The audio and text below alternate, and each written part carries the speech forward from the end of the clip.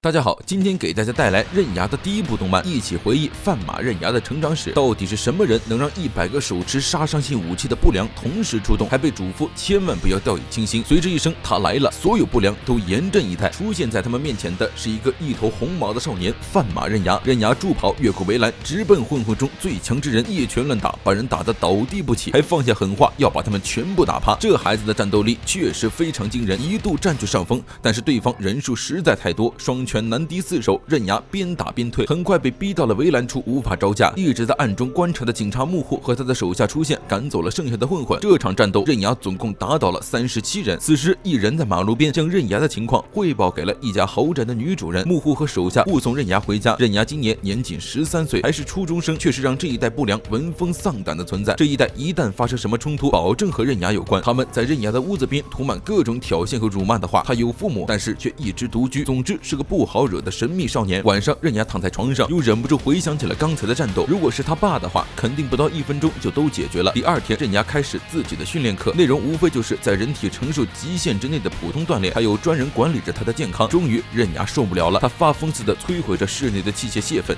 什么垃圾教练，还不如老子自己找人打架实在。刃牙赶走教练的消息很快再次传入了豪宅，但是女主人却并没有生气，而是感慨刃牙终于开始蜕变了。咖啡厅里，监视刃牙的眼镜男利谷川将100万交给了之前殴打的混混头子水泽。原来这群混混真就是被安排给刃牙练手的。水泽临时反悔，觉得给的太少，威胁要曝光对方，买凶打人。利谷川反手把咖啡倒进了他裆里。水泽恼羞成怒的掏出一把匕首，一通比划，就见对方一把敲断灯管，锋利的玻璃对准了他，吓得水泽只好道歉。刃牙无所事事的躺在公园的长椅上，满脑子都是变强的想法。一个人从他身边跑过，激起群鸟乱飞，感觉出了那个人身上传来的强者气息。刃牙跟着他来到了一家拳击馆。与此同时，利谷川却拜访了自己的老师，询问有没有更打架厉害的人。老师给他推荐了一位15岁的打架天才，花山组第2代组长花山薰。继任那天，他赤手空拳闯入对头大本营，仅用半个小时就干掉了一整个组。说着，老师扔给利谷川一个被捏到扭曲的硬币，这是之前的花山留下来的，可见他的握力之大。刃牙走进道馆，发现里面正在打拳，那个男人把一名泰拳选手逼得节节败退。原来男人是世界重量级拳王柴可夫斯基，正在和泰国拳王迪诺对练。迪诺抓住了柴可夫，不断的朝他的腹部踢去。柴可夫趁机一记短上勾拳正住对方下巴，紧接着又是漂亮的连招，直接把迪诺打下了看台。比赛结束，柴可夫本打算赶下一个行程，刃牙跑出来向他展示了自己的实力，并向柴可夫发起了挑战。意外的是，柴可夫斯基还真就接受了他这个13岁少年的挑战。他在成为拳王之前是一名战士，从不会回避对方的挑战，就算对手是小孩也不例外。刃牙戴上拳击手套，比赛正式开始。刃牙都还没什么准备，柴可夫已经一拳把他轰到了擂台边缘，又弹了回来。这一击用了10×10的力道，可见柴可夫真不是闹着玩。刃牙挣扎着爬了起来，但依旧只能被挨打。拳王的铁拳毫不留情地砸在他的身上，紧接着一招上勾拳，刃牙无力地向前扑倒。但是那一瞬间，一个人影出现在他的脑海中，刃牙猛地踩稳脚步站了起来，而且就在柴可夫朝他发起攻击之时，刃牙突然消失在了原地。他整个人围着擂台跳来跳去，速度快到眼花缭乱。随后一个借力骑在了柴可夫的脖子上，疯狂打脸。看着眼前的刃牙，柴可夫突然回想起了小时候，为了保护妹妹，他徒手打死了24只围攻他们的狼群。但刃牙还是太年轻了，柴可夫已经预判到了他下一次的攻击方向，转身一招力道十足的重拳，刃牙当场倒地失去意识。抛开刃牙不谈，利谷川在得知花山打架很厉害之后，就联系了花山组，几名组员将他带到了一座仓库里，旁观黑社会处理帮派纠纷。现在各组之间的斗争跟之前完全不一样，双方各派出1名成员进行单挑，赢的那方组织获胜。花山组一直都是花山上，但是对方组织玩起文字游戏，派出职业拳击手上场。那是利谷川第一次见到花山薰，年仅15岁的少年，高的像一堵墙。少年，你长得显老啊，看上去像个30多的。花山一出场就一脚踹晕了对方老大，还将他手里的纸牌捏下一个角。比赛开始，职业拳手对花山的脸就是一顿输出。花山一动不动也不防御，然后看准时机挥出一拳，紧接着又折断对方的手臂，加一记上勾拳，拳击手撞开消防栓砸在地上。花山面无表情走上前，仓库里回荡着拳击手恐惧的惨叫。利谷川将花山的事汇报给了住在家的女主人，对方对花山很有兴趣，于是利谷川前去交涉，希望花山能和刃牙打一架。和一个13岁的小孩打架的事儿，花山根本不屑去做。组员们也都觉得利谷川在玩他们。花山本来是一点兴趣都没有，转身就走。但是利谷川突然爆了一个大料，刃牙姓范马，你知道不？没错，就是范马永次郎的那个范马，他是地表最强生物的儿子。听到永次郎的名字，花山停下脚步，门的扶手都被他捏得变形了。等刃牙醒来的时候，已经是晚上。这小孩还没经历过一次失败，败给柴可夫1次就气得直哭，觉得丢脸跑了。回到家的时候，警察木户在门口蹲他很久了，他查出之前的不良混战不合理，于是来问个明白。而就在此时，一辆车停在门前，车里走下的正是朱泽家的女主人。丈夫死后继承了朱泽集团数以亿计财产的年轻美女未亡人朱泽江珠，她居然是刃牙的妈。刃牙以为朱泽是来责怪他打跑教练的，没想到美女上来对着儿子就是一个吻，无意中吃到惊天大瓜的木户烟都吓掉了，只留下一句尽量变得更强吧，像爸爸那样。之后朱泽又坐着车离开了。了解了所有情况的木户在刃牙家睡了一夜，刃牙收拾好行李，留给木户一张字条之后就进山修行了。1个月之后，一场超级拳赛即将在日本举行，对战的双方分别是90场连胜的花冈岩之拳狐狸欧和世界拳王柴可夫斯基。同时华山找上了水泽，向他询问起关于刃牙的事。深夜，一个身影正在攀爬陡峭的山崖，费了9牛2虎之力，刃牙到达了深山里的一座小木屋前，还没走2步，他就被连人带行李提溜了起来。来人正是住在山里的护林员安藤先生。安藤和刃牙的父亲是老相识，于是热情地招待了他。晚餐是生熊肉片，这里的一切都非常原始。在得知刃牙说给拳王之后，安藤一拍胸口表示在这里待1个月，保证让你找回场子。但刃牙却说自己要去夜叉岩扎营。安藤大惊失色，夜叉岩是个相当危险的地方，那里栖息着一种妖魔，他们体长200公分，年龄在150岁，他们是山林的爪牙，凶猛无比，人称夜叉猿。刃牙的父亲曾经打死过一只，但是安藤不认为现在的刃牙有父亲的实力，但是刃牙始终要去挑战，他现在要解决的就是这样的怪物。怎么劝都不听的刃牙在夜叉岩住下了。当晚，一个可怕的怪物就出现在他的面前，轻描淡写的折断了杠铃，朝着刃牙张嘴咆哮。小孩哪见过这种怪物，当场就吓傻了。不放心的安藤前来救场，他拼尽全力挥舞的斧头被夜叉猿轻松咬住，咔嚓一声，斧头就跟塑料一样被咬碎了。安藤见状又挥起自己的拳头，依旧被夜叉猿一口咬住，顿时鲜血淋漓。刃牙想要去救人，被一拳打飞出好几米。夜叉猿尖利的爪子已经插进了安藤的腹部，刃牙扔出油灯和火油赶跑夜叉猿，将重伤的安藤扶回小屋。野兽的爪子上都是细菌，安藤忍着疼痛点燃黑火药灼烧消毒，随后按下紧急求助按钮，被直升机接到医院治疗。刃牙从小就非常喜欢打斗，他对自己的强大非常骄傲，就算被一流的拳击手打败，他也相信自己锻炼之后一定能赢回来。他从来都不知道害怕是什么滋味，直到他遇到了夜叉猿。给安藤治疗的医生也了解了夜叉猿的传说，古代大部分的武者为了试自己的本事都会到夜叉猿去挑战，但是全部都下落不明，他们都被夜叉猿吃掉了。不过这种现代是不可能有这种武者的。安藤在接受治疗，而刃牙在霍霍他家里的粮食，吃得多力气大才会长身体。吃完饭后又开始疯狂的锻炼。人的大脑经过长时间的运动会发出危险信号让人休息，但是人的潜力是无限的，如果无视痛苦继续运动的话，大脑为了安慰身体就会释放出一种名为脑啡的脑内分泌物，给人一种非常美妙的快感。而刃牙正在试图跨越这条界限，让脑啡活性化。在经历了无数痛苦的修行之后，刃牙做到了，他感受到了那种美妙的感觉。同时拳王大赛开始了，柴可夫斯基一拳出击，毫无悬念解决对手，获得冠军。花山也找到了刃牙的家里，刃牙能否打败恐怖夜叉猿，他和花山之间又会爆发怎样的大战？欲知后事如何，记得点赞关注，我们下期再见。